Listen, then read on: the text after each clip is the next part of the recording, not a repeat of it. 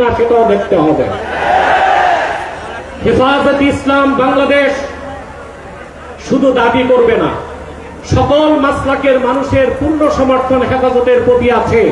কারণ হেফাজত হচ্ছে বাংলাদেশে সর্ববৃহৎ ইসলামী অরাজনৈতিক সংগঠন।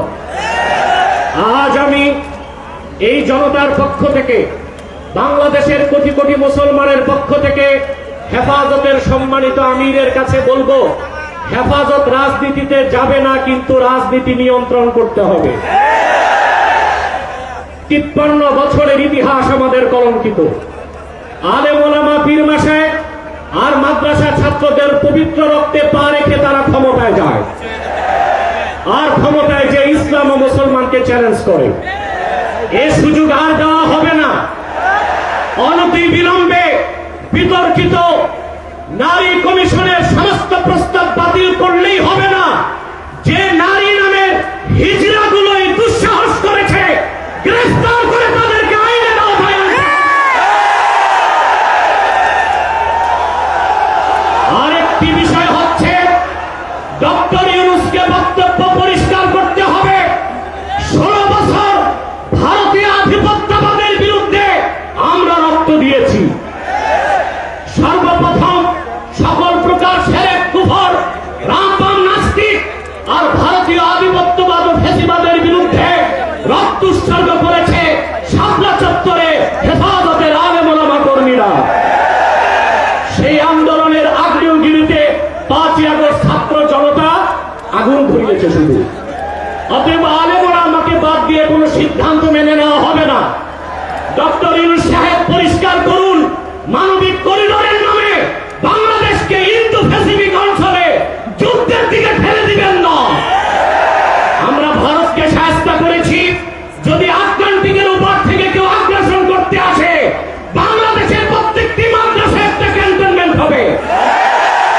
সেনাবাহিনীর সাথে কাঁধে কাঁধ মিলিয়ে মাদ্রাসা ছাত্ররা দেশ রক্ষায় মাঠে নামবে। আগ্রাসী শক্তিকে বলে দিচ্ছি, আমার দেশের সবুজ লাল পতাকার দিকে যে চোখ তুলবে তার চোখ উপড়ে দেওয়া হবে। আমার বাংলার কোন 1 ইঞ্চি মাটিতে আগ্রাসনের থাবা বসাবে, সেই কালো হাত ভেঙে দেওয়া হবে। বিদায় লগ্নে আরো 3টি দাবি আমাদের পক্ষ থেকে।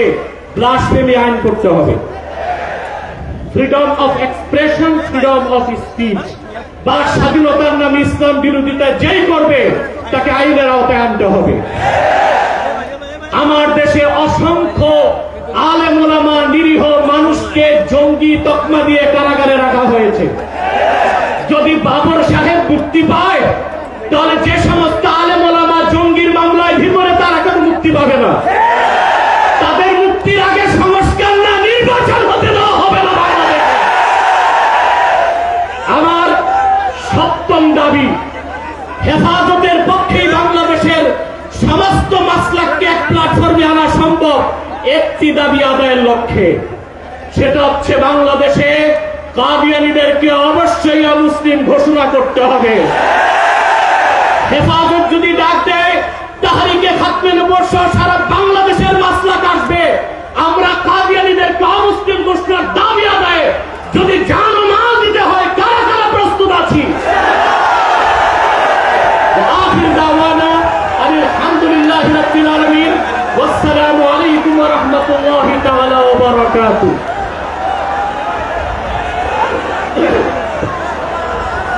আমরা